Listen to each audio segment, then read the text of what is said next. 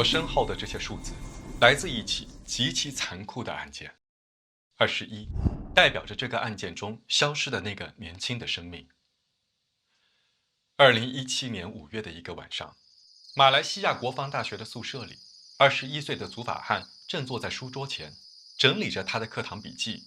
忽然，穆罕默德·阿克马走了进来，他直接一拳砸在祖法汉面前的桌子上，声音低沉地质问道：“是你偷走了我的笔记本电脑？”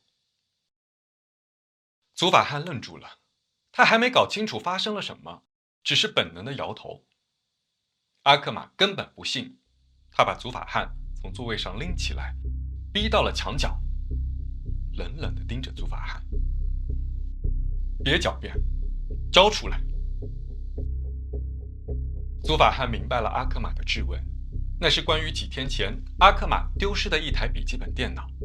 虽然他不知道为什么阿克马忽然这么坚决地把怀疑的矛头指向自己，但是他用坚定而平静的语气回答了阿克马：“我没有偷你的电脑。”空气里弥漫着一种令人窒息的紧张感。阿克马迟疑了一下，他转身离开了房间。这场冲突仿佛就此结束了。祖法汉刚刚松了一口气，阿克马又回来了。这一次他不是一个人，他的身后跟着20多个学生，有人拍打着门板，有人在桌子上猛敲，一边制造噪音，一边大声喊着：“快把电脑交出来！”祖法汉的心跳开始加速，他尝试再次解释，但他的话还没有说完，拳头、衣架、皮带已经落到了他的身上，耳边是咒骂声、喘息声、皮带抽打的声音。这些声音盖住了他自己猛烈的心跳声。他被打得倒在地上，双臂本能地护住头部，但每一次防护都会换来更猛烈的攻击。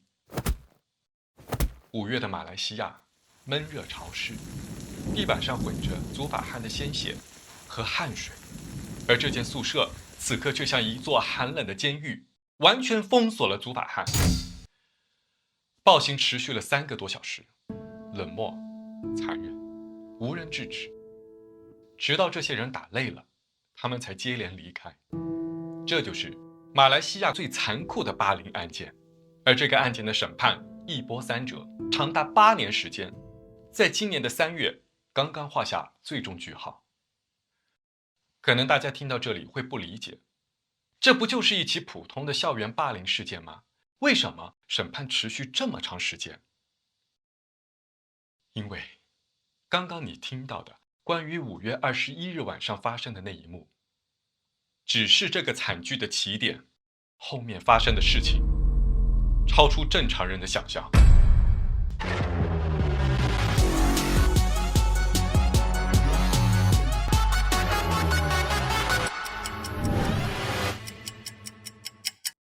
每一个真实罪案都不只是一个故事。大家好，我是黑暗目击者云奇。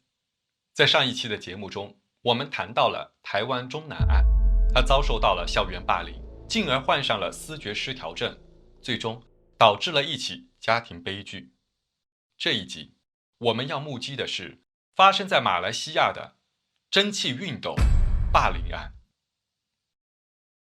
案件的受害者名叫祖法汉·奥斯曼，他来自马来西亚柔佛州的一个普通家庭，父亲是一名小商人，母亲是一位职员。他从小安静内向，成绩优异，带着成为海军军官的梦想，考入了马来西亚国防大学。这是马来西亚最高军事学府，象征着纪律与荣耀。案发时，祖法汉正在这里攻读电气工程的大3课程，同时接受着军官训练。现在，让我们进入案件的时间线。前面我们提到了第一场暴力攻击发生在2017年5月21日晚上。第二天，也就是5月22日的深夜，阿克马带着另外5个人，阿扎穆丁、纳斯林、哈兹姆、舒比林、哈菲兹再次来到了祖法汉的宿舍。他们把祖法汉从床上拖下来，对他拳脚相加。在这个过程中，其中一个人的眼神落在了宿舍中的蒸汽熨斗上。阿克玛同意了这个恶魔般的想法，几个人分别按住了祖法汉挣扎的手脚。阿克玛把加热的熨斗按在了他的身上，皮肤与蒸汽铁板接触的那一瞬间，祖法汉发出痛苦的惨叫，剧烈的灼烧感席卷全身。他咬紧牙关，强忍着痛苦向阿克玛解释，他确实没有偷笔记本电脑。但这个时候，暴力已经和那个笔记本电脑的关系不大了。6个人肆意发泄着恶意，发烫的熨斗伴随着他们的嘲笑声、欢呼声，一次一次按在祖法汉的身体上，甚至连隐私部位也没有放过。又是漫长的一夜，凌晨3点之后，阿克玛等6人才满意的离开。蒸汽熨斗去烫人的身体，这是多么令人发指的暴行！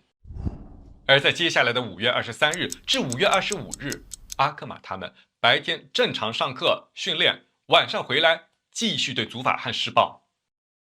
这里还有一个细节，他们不断用熨斗烫伤祖法汉，但所有的伤害都集中在身体上，避开了脸部和颈部。为什么呢？后面我们会提到，这段期间，祖法汉强忍着常人无法想象的痛苦，内心期望着他们最终会相信自己的清白，这一切就会随之结束。他一再解释，我没有偷你的电脑。阿克玛相信了祖法汉的解释吗？我们不知道。祖法汉的噩梦结束了吗？没有。暴行持续升级，终于有学生在楼道里听见了从这间宿舍传出来的声音，而感到不安起来。5月24日，一名学生匿名给学校高层写了一封信，试图揭发这起霸凌事件。这应该是祖法汉得救的一个机会。但可惜的是，这封信还没有到达学校高层，就被泄露到了学生之间的 WhatsApp 群组中。阿克玛一伙人迅速将祖法汉从原本的宿舍转移到了一间更加隐蔽的储物室里。这里狭小、昏暗，甚至没有窗户。但哪怕是这样，阿克玛他们也不忘带上那个恐怖的蒸汽熨斗，继续在祖法汉身上留下滚烫的伤口。这期间，阿扎木丁曾简单的给祖法汉涂抹药膏，遮掩表面的创伤，但是他们都没有停下施暴，更没有把祖法汉送去医院。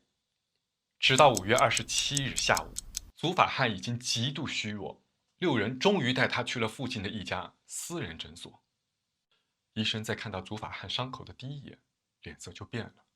他问道：“这些伤是怎么回事？”阿克玛早有准备，他平静地说：“军训时被爆炸弄伤的。”医生对此表现出怀疑，他转向祖法汉，询问他：“真的是训练意外吗？”祖法汉极其虚弱无力，他看着站在身边的阿克玛6人冷酷的脸，只能默默地点头。这是祖法汉第2次接近得救的机会，他本可以说出真相，那个怀疑的医生也可以选择报警，但遗憾的是，这些都没有发生。医生开出了止痛药，进行了简单的包扎。阿克玛等人将祖法汉带离了诊所。5月28日，阿克玛终于决定暂时停手，他开始担心会闹出人命。5月29日夜晚，阿克玛他们又将祖法汉转移到了储物室。5月30日夜晚，祖法汉已经接近昏迷，6人终于意识到情况不妙。5月31日清晨，他们再次将祖法汉送去就医，但是这一次他们送去的还是那个私人诊所。医生看到送来的祖法汉的伤势情况，他震惊了，严厉要求阿克玛立刻报警。阿克玛他们心虚了，但是他们没有报警，而是迅速将祖法汉带离诊所，返回宿舍，将他藏在更隐秘的角落里。直到6月1日凌晨，阿克玛指派纳斯林前去查看祖法汉，纳斯林发现祖法汉已经完全失去意识，他急忙叫来了阿扎木丁，两人在慌乱中终于拨打了医院的急救电话。救护车很快抵达，祖法汉被送往雪兰莪州的士拉央医院。6月1日清晨，祖法汉抢救无效，医生宣布了他的死亡。6个行凶者，77个小时的酷刑，他们夺走了祖法汉的鲜活生命，只因为一台笔记本电脑。阿克玛一口咬定是祖法汉偷走了他的电脑，那是因为他的父亲告诉他的。在案件发生的前几天，阿克玛将自己丢失了笔记本电脑这件事情告诉了他的父亲。父亲闭上眼睛，焚香、念咒、致签，然后说出了祖法汉的名字。我相信你们和我一样匪夷所思，这是在干什么？巫术。据法庭资料显示，阿克玛的父亲是一名小有名气的传统巫师。在马来西亚一些地区至今仍保留着传统巫术文化，巫师被认为可以与灵界沟通，为人指点迷津。他们不仅参与祈福、祛病、婚姻占卜，甚至有人请他们感应失窃、指认小偷。阿克玛的父亲就在他的感应之后，将矛头对准了祖法汉。阿克玛自此深信不疑，他带着父亲给他的答案回到军校，开始了对祖法汉的残酷暴行。虽然我们已经生活在现代社会中，但是在传统观念根深蒂固的一些社区，特别是一些偏远乡村或基层家庭，巫师的权威仍然远超世俗法律，人们习惯于相信超自然的解释远胜过逻辑推理。我知道这是无奈的现实，但是我还是很愤怒。巫术那只是千百年前远古人类误食了毒蘑菇产生的幻觉，从而衍生出来的东西，居然在现代社会还能间接杀死一个年轻的生命。我真的很想质问这个巫师父亲，你感应到了你自己儿子的未来吗？祖法汉的死亡让这场霸凌悲剧终于曝光。阿克玛等6名主犯和其他12名涉案学生被送上了审判席。经过预审、法庭程序准备、辩护申请，疫情拖延，直到案发4年之后的2021年11月2日，吉隆坡高等法院才作出第一次正式判决。对于涉案的12名学生，法庭判处了3年监禁，理由是他们协助实施暴力，未能阻止霸凌，适用刑法第330条拷打罪。而主犯6人，法庭认为他们虽然行为残酷，但无法证明他们有明确的杀人意图，判处误杀罪，自2017年逮捕日起算，刑期18年。这个结果震惊了马来西亚社会，大多数人都认为判决过轻，不足以达到惩戒效果。检方选择了上诉，而被告方认为判罚太重，也选择了上诉。没错，他们认为法律对他们太过严苛了。这6名主犯的律师甚至在庭审中为他们这样辩护：被告人没有烫祖法汉的脸部，是因为他们对祖法汉还是有爱护的，如果不是因为爱护他，那可能会下手更狠。这是什么逻辑的辩护词？我真的没有听过比这更荒谬的，法庭也无法接受。2024年7月，马来西亚上诉庭法院认为6名犯人在祖法汉身上造成严重烧伤，涉及多个部位，伤害的广度和深度令人震惊。他们的行为已远远超出了误杀的范畴，构成恶意、持续、蓄意的暴行。上诉庭推翻了吉隆坡高院的裁决，将6人的罪名改为谋杀罪。依据刑法302条，法官判处6人死刑。当判决宣布的那一刻，祖法汉的父母在法院门口跪倒在地，痛哭流涕。他的母亲哭着说：“我不是要他们死，只是要他们知道我儿子是怎么死的。”那一个画面真的让人心碎。我对这个案件的了解，就是从这一刻开始的。但是，当我为这期节目搜集资料的时候，才惊讶地发现，这起案件在8个月后再次出现了重大转折。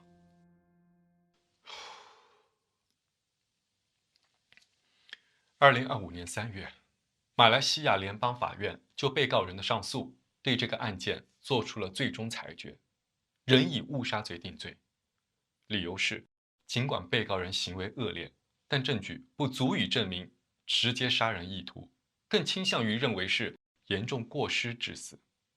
6名被告人撤销死刑，改判为18年监禁，刑期仍从2017年起算至2035年结束。一边是一条被极其残忍夺走的生命，一边是18年的刑期。18年，这个判决合理吗？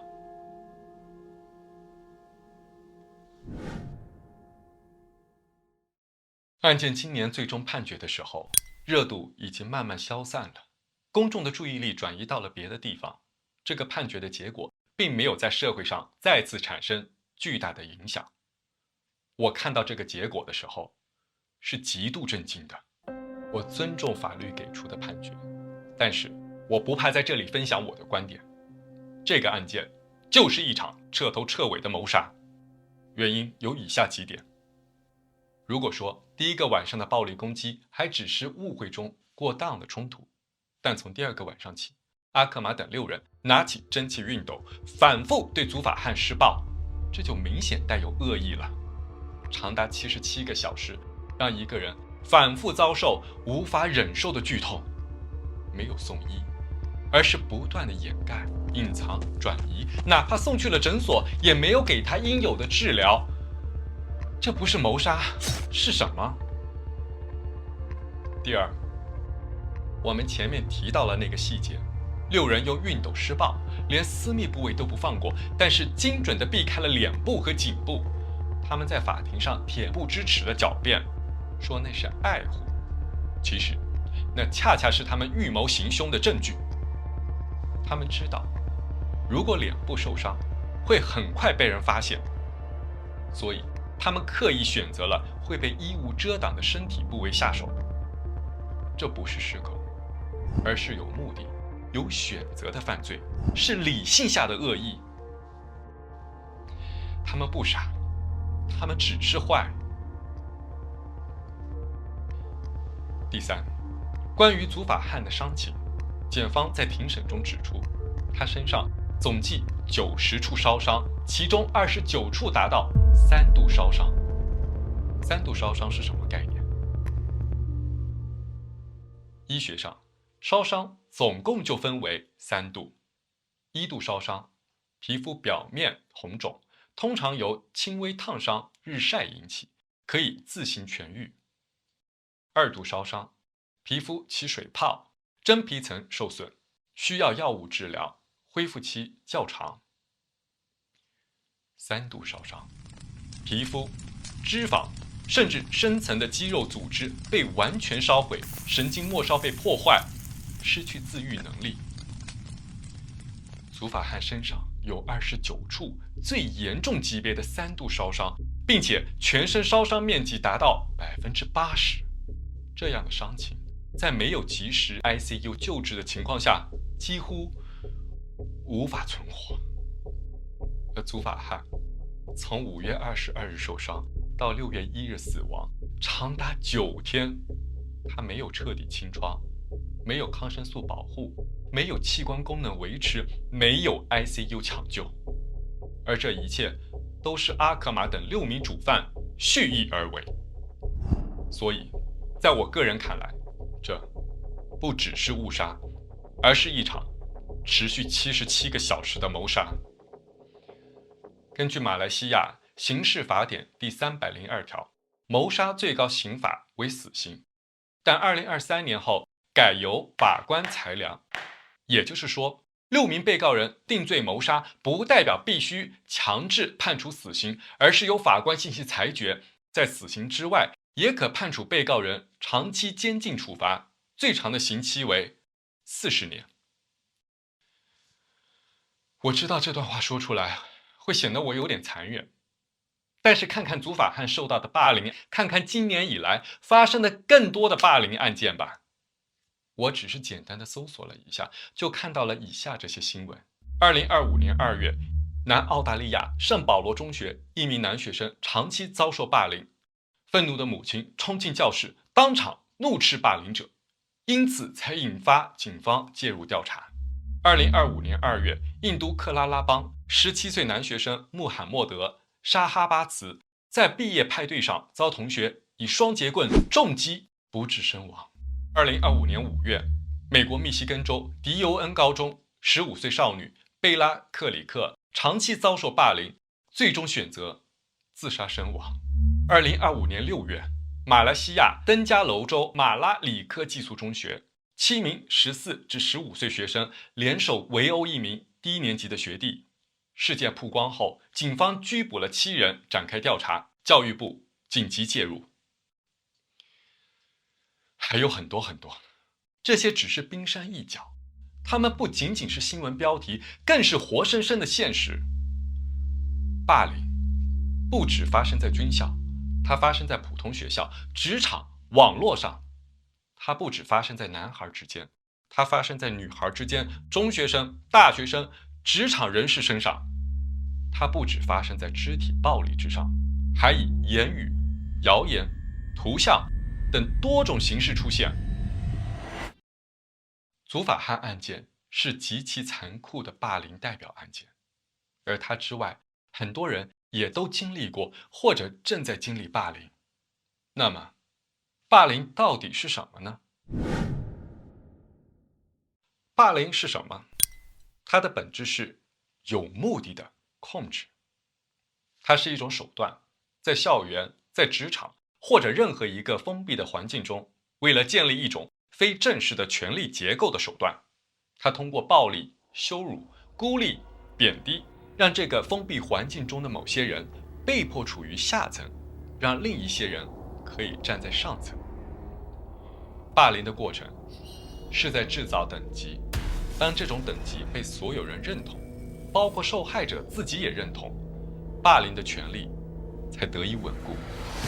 在祖法汉案件里面，我们看到了他看似撕裂的行为表现。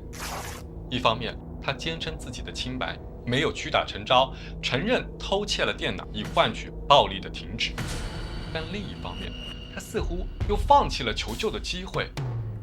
这是为什么呢？答案是，这是习得性无助的表现。心理学家马丁·塞利格曼在1960年代的实验中发现，当一个人长期处于无力改变的环境中，即便后来环境发生改变，出现逃脱的机会，他也会因为过去的绝望经验，选择不再挣扎。他学会了无助。祖法汉面对的是一个封闭的军校环境，一个巫术与权威交织的社会。在那样的环境里，他可能早已在心里相信，我反抗了只会更惨。所以，他选择坚持自己的清白名誉，并忍受着一切痛苦，等待这场风暴的离开。这也是很多长期遭受霸凌的人的选择。那么，如果你正处在霸凌之中，怎么办呢？我想告诉你，首先要看清霸凌的本质。霸凌的人是要通过踩在你身上来证明他们有权利，然后了解霸凌运行的机制，它需要一个封闭的环境才能维持控制。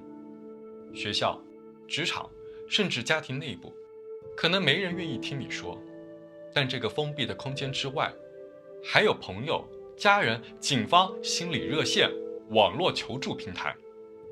面对霸凌，一定不要觉得忍一忍就会过去。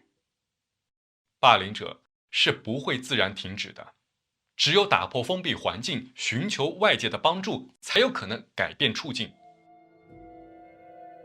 寻求帮助可能不会立刻解决一切，但至少它能让你不再一个人独自承受。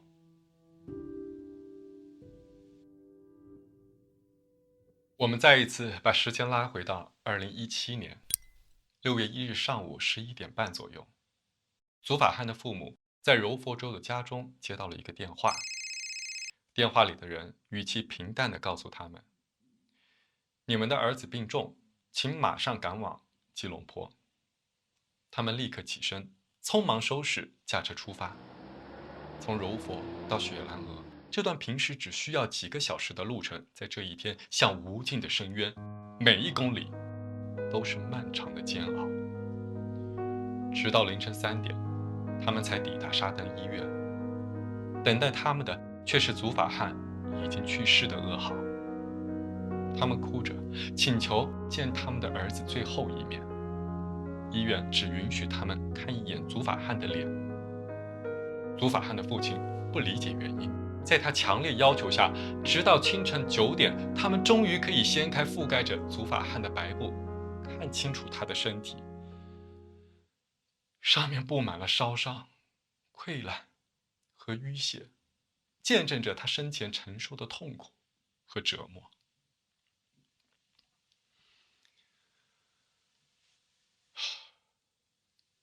8年过去了，祖法汉的母亲无法忘记赶去医院的那300公里的漫长路途，那一路的猜测、祷告、希望、自我安慰和深深的恐惧，到现在还缠绕着他。他对记者说，自从那一天起，家里就再也没有用过熨斗。我在准备这期节目的时候，我真的无法想象他们遭受的创伤，也不知道未来他们怎么去淡化这些痛苦。但我真的很希望他们知道，在这个世界上还有很多人希望试着去理解，试着去告诉更多的人，他们经历的伤痛不该被抹去，祖法汉的经历不该再次发生。祖法汉案件中的这些数字，